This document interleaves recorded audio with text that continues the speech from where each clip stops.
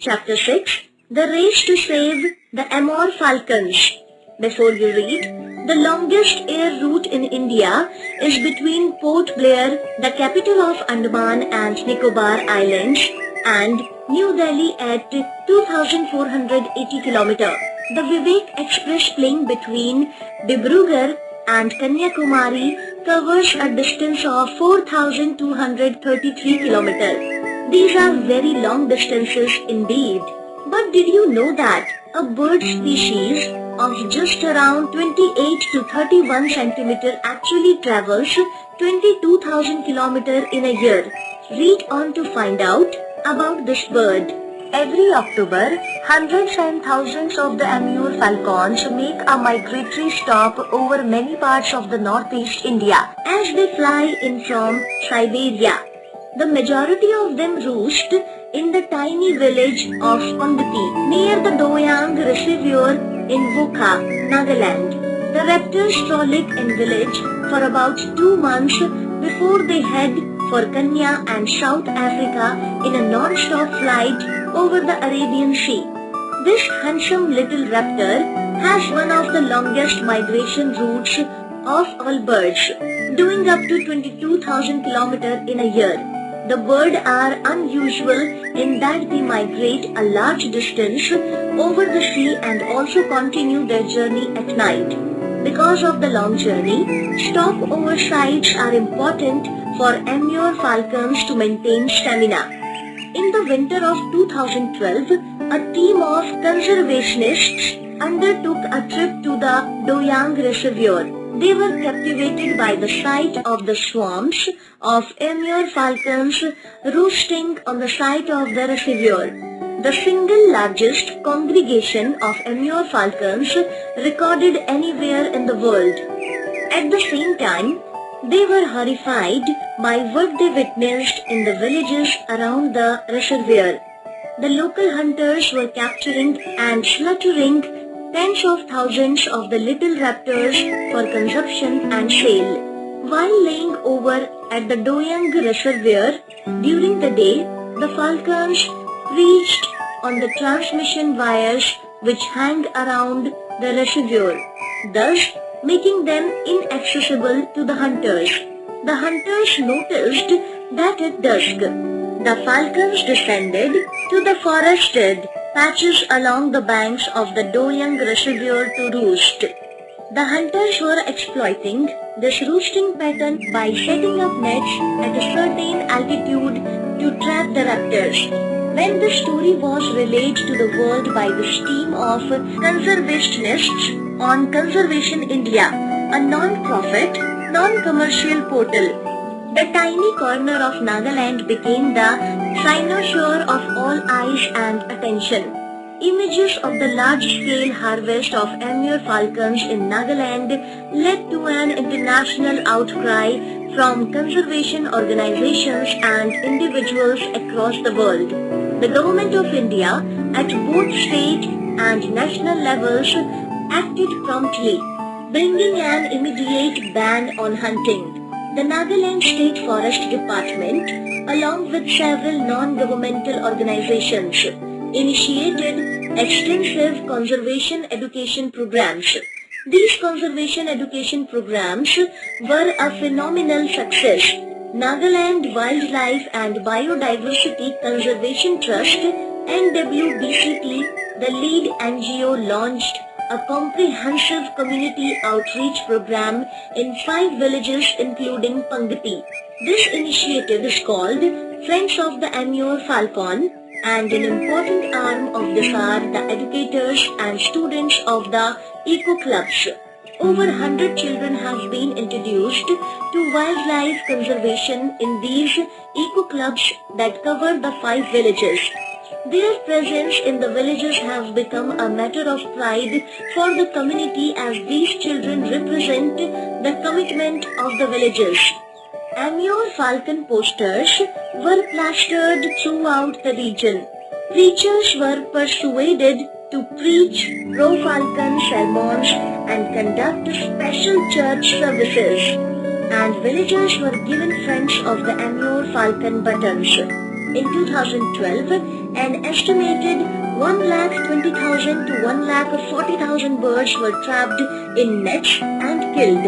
In 2013, no falcon was killed. A village that had earned global notoriety in 2012 for the mass killings of the handsome Amur falcons turned around within a year to becoming their protectors. The government, the forest department, local NGOs and most importantly, the local communities are all chipping in to make sure that this trapping or killing of the birds are brought to an end.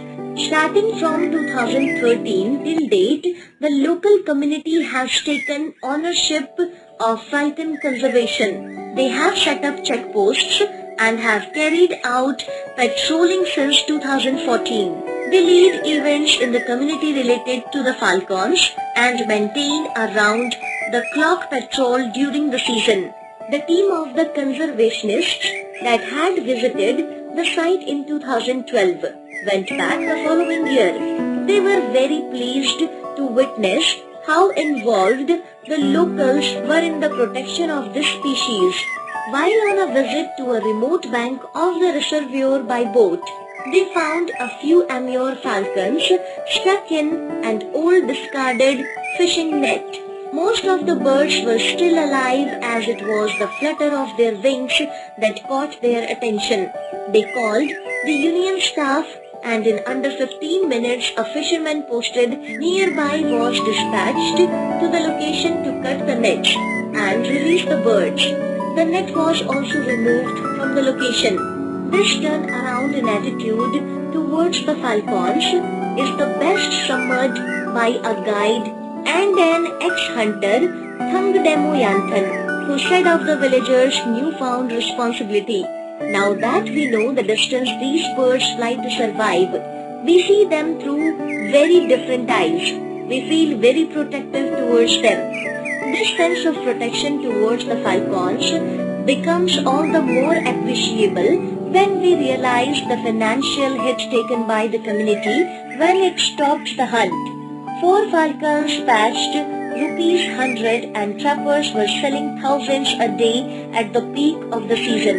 For Pangati as a whole, the end of falcon trapping meant foregoing about ₹3.5 million annually, a huge sum in such a remote, cash-strapped area, especially because many people used that money to pay their children's school fees.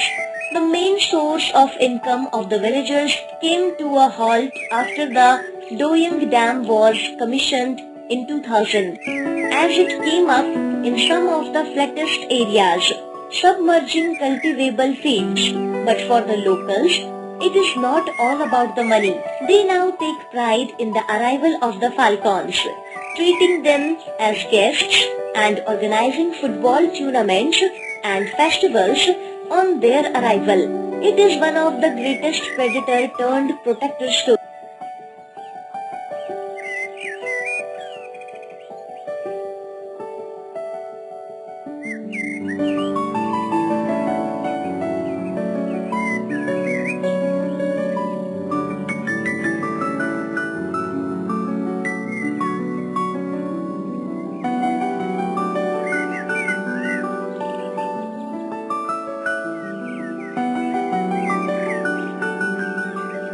Fill in the blank, complete the sentences. Save nature, save wildlife.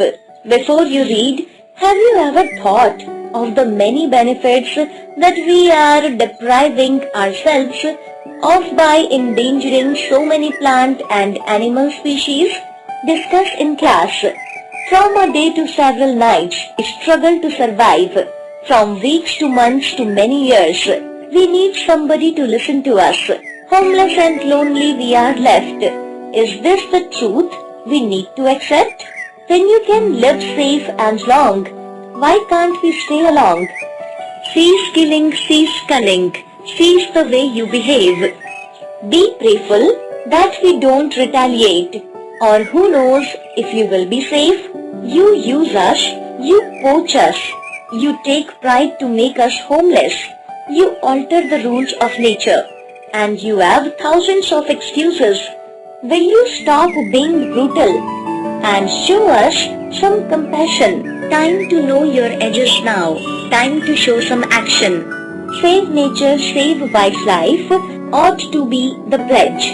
Show you are wise and humane and not just a nature's covetous wedge. Tanaya Ghosh Dastitar. Summary. This poem is a plea by nature and wildlife to humankind. Our actions are threatening the existence and survival of many species of plants and animals. The question before us in this, can humans expect to live long and well when many plants and animals around them cannot? The poem also carries a warning that if we are not mindful of our actions, we may end up paying a price for it. It further adds that it is high time for us to realize our limits and show that we can be compassionate too.